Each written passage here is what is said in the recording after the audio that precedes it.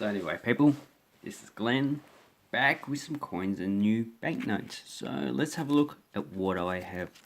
So the good thing about collecting coins and banknotes is that the field is just so large. So I generally collect all fields, which doesn't make me a specialist. You get people that only collect European, some only collect Australian, some only collect coins, some only banknotes over a certain year, some over banknotes or coins that come from a certain region. But today, let's have a look at the first banknote that I have. So this is a German. This is a Allied military currency, so it's issued in 1945, and it's dated 1944. As you see, as Deutschland, so that's Germany, 10 marks. This is equivalent to the Reichsmark. The Reichsmark banknote continued to circulate, so did the Rentenmark, but these are the only ones that were actually printed.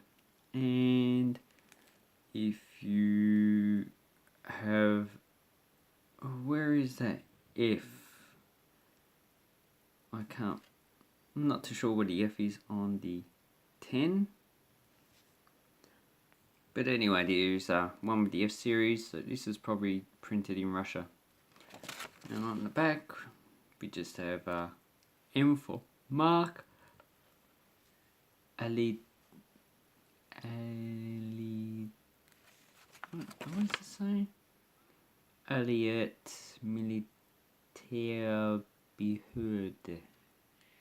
So that's no really good security features in that, so it would have been counterfeited quite easily. And the second one I have is an Italian 10,000 banknotes. So this is roughly equivalent to 10 Australian dollars. And as you can see, it has the Venetian coat of arms, so for the Republic of Venice. So it's actually not the Bank of Italy coat of arms, if it did have one. And when was this printed?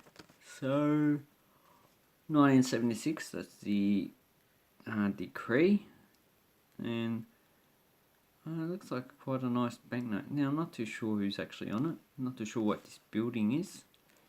And as you can see, these serial numbers. Does this guy have a name? He looks familiar, but I'd have to look him up. So that's my oldest Italian, my second oldest Italian banknote that I got. I do have 1 lira of the Second World War. So the coins that I got. So I got this Haiti 10 centimeters, and this is, I think that has I think that's a dictator they called Papa Doc. So 1958. So Papa Doc. And before this coin was actually issued, they didn't actually issue any 10 centimeters. I think since 1906. So this was for nearly 50 years. They actually didn't issue coins, but they circulated. So what's the next coin that I got? I have an British India quarter rupee, 1940. So this is a silver coin. Looks pretty good shape apart from some corrosion on it. As for the circulation, it's probably extremely fine, but the corrosion will actually knock the grade down a bit. The next coin I have is a United States 3 cents. So it's upside down. So that's the 3 cents. This one is dated. Sorry, I keep on. So this one's dated 1866. 1866. So a year after the American Civil War. Has Liberty, United States of America, and this is a copper nickel coin. So it's the smallest copper nickel coin. They did have a 2 cent. That should have been bronze, I believe, but I'm not too familiar with United States coins. Okay, let's have a look at the next one. Oh, look at those. Lots of coins. So the next coin I have is a 2 shillings. 2 shillings, 1815. And if we look at the back, I believe that is a Danish 2 shillings. So at that time they had to, I think this is a copper mince. Yeah, I like the reading on that. Looks beautiful. More secure than current coins. And let's have a look at the next one. Okay, next one is a Chinese coin. Here we go. Oh no, it's a Japanese coin. Is it? Yeah. Oh no, Chinese coin. Yeah, it was. So it has Zhongguo. So it's probably Republic. And what would this one have? China's 10 cash, 1920.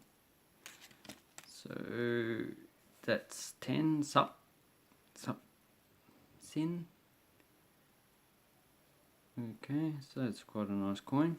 I'm actually actively trying to collect all these Chinese coins of the cash series because you get different provinces and all that. Ooh, a cash coin. So this is a typical one with the hole in. This is a Vietnam 10 van or 10 cash, so 10 van. So this means 10 of the smaller cash. And this is dated 1888 to 1907. I'd have to look that up. I believe this is during the hyperinflation period, so I think they had cash up to 1,000 cash, so that would have been a pretty big coin. No multiples, and they also had the zinc coins, which are worth about, I think at this time worth about 8 zinc coins to 1 copper coin, so this is a nice coin to get. It's just a little bit expensive, but well, it's the price you pay when you want coins. Okay, the next coin I have is one that's a bit harder to get. This is Manchukuo, so it's a Japanese puppet state. I think it's dated 1935 or 34. See, this is issued under Puyi, who was the last emperor of China. And as you can see, it's the traditional Chinese dragons, which are a bit different than the Western dragons because the hands are large, and so are the feet, and the body is long, snake-like, has sort of like a dragon head, or should I say a lion head, and it does breathe fire, but it also does other stuff, and it can turn into a human. So it's got no milling on the side, and here we have year 2, so 2 Lin, and that is a copper nickel coin. I believe this is 1 Jiao, so it's probably the largest denomination. I think they had a 5 Jiao was issued later. So here we have some other coins in here. Let me just open up. So here I have a lot of Venezuelan coins. So this is 1964. This one is a 5 centimos. Another 5 centimos, 1965. They have both coat of arms. Yep. Then I have a 50 centimos, 1965. So I think these are all copper nickel. So the 5 and 50 were pretty much the same size. A little bit smaller. One's redder, one's not. And this one is Simon Bolivar Liberator. And this coin is the 25 centimos, 1965. And this currency lasted until 2007, and then it was replaced at 1001. So the last coins that were actually issued had a smallest denomination of 10 bolivars. So they're nice coins there. One coins I haven't got before. This is South Arabia, so this is South Yemen, which is currently part of Yemen. And this is when they issued coins under British rule. So we've got the 1 and 5 fils. They issued coins up to 250 fils later on. So South Arabia. Here's the coat of arms of South Arabia. And just has it in English and Arabic as well. So they do speak Yemeni Arabic, which is a bit of a, some people call it a dialect of Arabic, but I think linguists want to divide the Arabic languages up into different languages. So here we have another one. This is Puyi. Can't read that, but I'm pretty familiar with this coin. This should be Guangdong province, or maybe border of board of directors, actually in Beijing, not Guangdong. South Vietnam. One Dong, I've been trying to get this. This is in good condition. The one I had previously was a bit corroded. So this is the aluminium coin, the smallest coin of South Vietnam when it actually collapsed in 1975. 30th of April 1975 is the last day of South Vietnam. And then it was transformed into the Communist Republic of South Vietnam. Then in 1976, it reunified with the Democratic Republic of Vietnam, which is North Vietnam, to form the Socialist Republic of Vietnam. Okay, another one, Afghanistan. I believe that's one of the mosques. So this is 1335. Can't remember the date. 1950s, I believe. And this is a 50 pool. So one Afghani equals 100 pools. So this is 50. But at this time, the coins in circulation, I believe, were only 25 and 50 pool. 2 and 5 Afghanis. So, or maybe that was in the 1960s that they actually issued those.